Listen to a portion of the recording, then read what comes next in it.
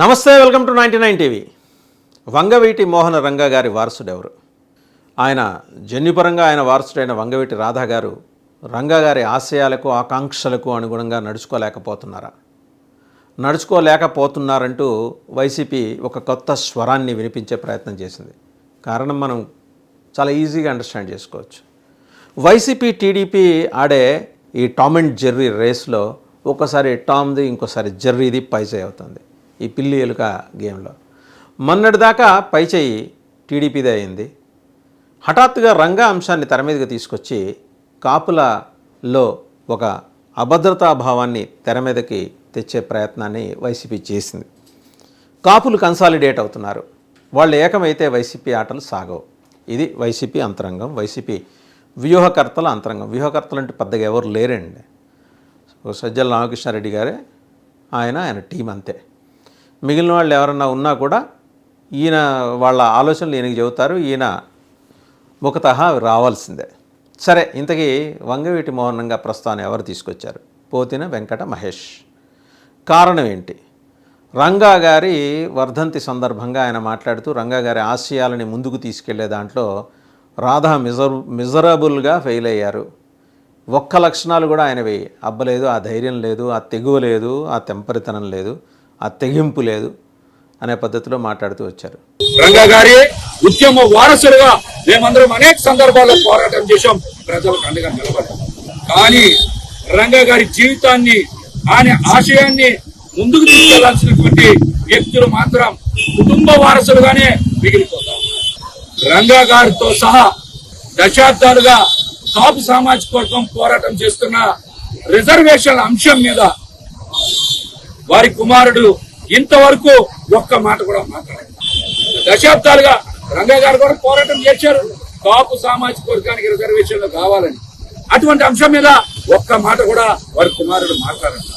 విగ్రహావిష్కరణలు చేస్తూ వారసుడిని నేనే అని మాట్లాడుకునేటువంటి రాధా గారు రంగా గారి ఆశయాలు అమలు వచ్చినప్పుడు మాత్రం తల పక్కకు తిప్పుకుంటాం. రంగా గారి కుటుంబానికి దశాబ్దాలుగా అండగా నిలబడుతున్న ఆయన అనుచరులకు కానీ, భుజాల మీద మోస్తున్నటువంటి కాపు సామాజిక వర్గానికి కానీ, తోడుగా ఉంటున్న బరుగు బలహీన వర్గాలకు కానీ రంగా గారి కొడుకు రాధా గారి ఆలోచన మాత్రం అర్థం కాదు.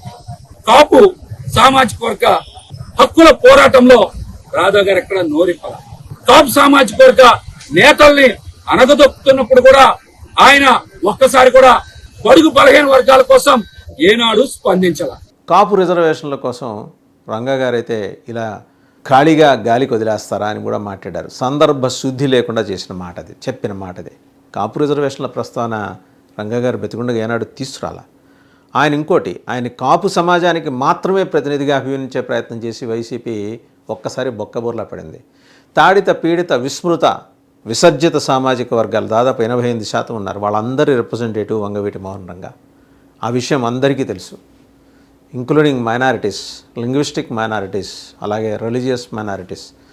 సంఖ్యాపరంగా తక్కువ ఉన్న వాళ్ళందరికీ వాళ్ళు వీళ్ళు అనే తేడా లేదు. నిజంగా అట్టడుగు నిమ్న సామాజిక వర్గాలకి చెందిన వాళ్ళందరూ కూడా ఆయన్ని దేవుడిగా చూసుకున్నారు. సరే, ఆయనకి తగ్గట్టు ఆయన కొడుకు చేయలేకపోతున్నాడు, ఆయన చంపించిన టీడీపీతోటి అంటగాగుతున్నాడనే ప్రచారాన్ని వైసీపీ ఫోకస్ పెట్టింది. ఆ ప్రచారాన్ని తెర మీదకి తీసుకురావడానికి వాళ్ళందరికీ ఇన్స్ట్రక్షన్లు ఇచ్చింది, వాళ్ళ నాయకులకి, వాళ్ళ అధికార ప్రతినిధులకి ఇలా మాట్లాడండి అని. కారణం జస్ట్ సింపుల్ అభద్రతాభావం. నిన్నటిదాకా అంశాలన్నీ కూడా అల్లు అర్జున్ హైజాక్ చేసి పారేశాడు. సరే, అది అయిపోయింది, అల్లు అర్జున్ ఎపిసోడ్ అయిపోయింది. ఇప్పుడు మరి కొత్తగా ప్రభుత్వం ఇంకోటేదో తీసుకొచ్చే లోపలే, కూటమి ప్రభుత్వం ఇంకోటేదో తీసుకొచ్చే లోపలే ఈ అంశాన్ని తెర మీదకి తీసుకొస్తే కాపుల్లో అలజడి సృష్టిద్దాం అనే ఒక ఆలోచన ఏదో వైసీపీకి ఉన్నట్టుంది. అందుకనే ఈ రకంగా అతని చేత మాట్లాడించింది అని. అండ్ జనసేన అయితే ఒకటే అడుగుతోంది, వంగవీటి మోహన రంగా పేరెత్తే అర్హత పోతిన వెంకట మహేష్ నీకు ఉందా? అసలు వైసీపీ నీ విషయంలో చాలా పర్ఫెక్ట్గా హ్యాండిల్ చేస్తుంది నీ విషయాన్ని. ఏంటంటే, నువ్వు తగవు కాబట్టి నిన్ను పార్టీ ఆఫీసులోకి ఎంట్రీ ఇవ్వకుండా జస్ట్ బయటే ఉంచుతున్నారు. ఐడెంటిటీ క్రైసిస్లో భాగంగా నువ్వు గుర్తింపు లేదని కాబట్టి ఏదో ఒక వివాదాన్ని సృష్టించి గుర్తింపు తెచ్చుకోవడానికి ప్రయత్నం చేస్తున్నావు. ఇవాళ రాధా చేయనిదేమిటి? రంగా గారి ఆశయాలని అమలు చేయడంలో ఆయన వెనుకడుగు వేస్తున్నారంటూ మీరంటున్న మాటలకు ఉన్న అర్థం ఏంటి అని చెప్పేసి జనసేన ఎదురు నిలదీసింది. అండ్ నీకు ముందర అసలు ఆ అర్హతే లేదు, ఆ క్రైటీరియా మీరు ఎత్తుకునే ఆయన అంశాన్ని ఎత్తుకునే అర్హతే నీకు లేదు, అనవసరంగా రోడ్డున పోయేది నెత్తికి రాసుకోమాకని చెప్పేసి జనసేన హెచ్చరించింది.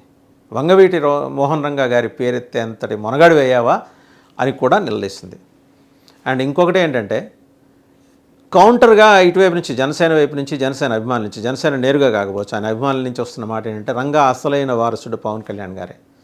ఆయన 88% మంది తాడిత పీడిత విస్మృత సామాజిక వర్గాలకు అండగా నిలబడి ఎలా పోరాటం చేశారో ఈరోజు పవన్ కళ్యాణ్ కూడా అదే ఆశయంతో ముందుకెళ్తున్నారు. కాబట్టి అసలైన వారసుడు పవన్ కళ్యాణ్ గారే.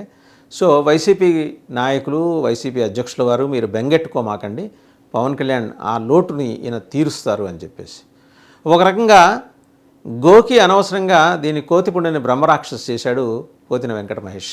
కాపుల్లో విభజన తీసుకురావడానికి వైసీపీ వేసిన ఎత్తుగడ ఈరోజు కాపులు కన్సాలిడేట్ కావడానికి ఉపయోగపడే విధంగా ఆయన చేసిన ఎక్సర్సైజ్ పనికొచ్చేలాగా ఉంది.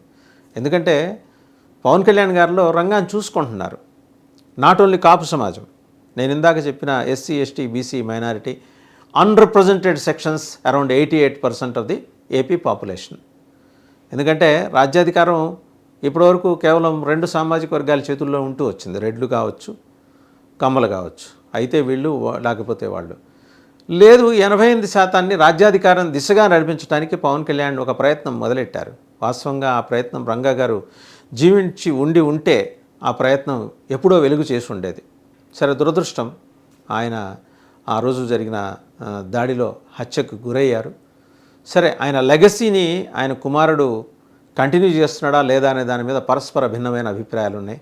ఆయన తరచూ పార్టీలు మారటం, తాజాగా తెలుగుదేశంతో ఆయన అసోసియేట్ అవటం అనేది మరి కాపుల్లో ఒక సెక్షన్ ఆఫ్ కాపులకి మింగుడు పట్టలేదు. బహుశా ఆ మింగుడు పడని అంశాన్ని ఏదో తెర మీదకి తీసుకురావడానికి పోతిన వెంకట మహేష్ ప్రయత్నం చేసి ఉండొచ్చేమో, కానీ ఆయన ఎంచుకున్న ప్లాట్ఫామ్ కానీ తీసుకున్న సమయం కానీ టైమింగ్ కానీ కరెక్ట్గా లేదనేది ఎస్టాబ్లిష్ అయింది. సరే, వైసీపీ ముందున్న సవాళ్ళు ఏంటి, దాన్ని ఎలా జనసేన కౌంటర్ చేస్తుంది అనేదంటే కౌంటర్ మొదలెట్టింది ఆల్రెడీ. పోతిన వెంకట మహేష్ ఆయన తీసుకునే అంశాలకున్న ప్రాధాన్యం, ఇన్నాళ్ళు ఎన్నికల తర్వాత లైమ్లైట్లో లేకుండా సోదిలో లేని పోతిన వెంకట మహేష్ ఈరోజు వచ్చేసి వంగవీటి రాధ క్యారెక్టర్ గురించి మాట్లాడటం ఏంటని చెప్పేసి గట్టిగా కౌంటర్ అటాక్ ఇచ్చింది. రైట్, మరి జనసేన, టీడీపీ, బీజేపీ ఈరోజు కూటమిగా ప్రభుత్వం ఏర్పాటు చేశాయి. కాబట్టి ఆల్టర్నేటివ్ గవర్నెన్స్, ప్రత్యామ్నాయ ప్రభుత్వం అందించడానికి జనసేన వైపు నుంచి ఉన్న ఫార్ములా ఏంటి, రంగా గారి ఆశయాల్ని ఏ మేరకు వాళ్ళు తమతో పాటు ముందుకు తీసుకెళ్ళడానికి ప్రయత్నం చేస్తున్నారు. Lot many issues. రంగా ఏ రోజు తన కాపు సామాజిక వర్గ ప్రతినిధిని మాత్రమే నేను చెప్పుకోలేదు. ఆయనతో పాటు పోరాటాలు చేసిన ఎవరిని అడిగినా ఈ రోజుకి ఉన్నారు కొందరు, ఆ వయసు వాళ్ళు ఉన్నారు. వాళ్ళని ఎవరిని అడిగినా రంగా గారితో పాటు మమేకమైన విభిన్న సామాజిక వర్గాల ప్రజల అనుభవాలు, నాయకుల అనుభవాలు విడమర్చి చెప్తారు.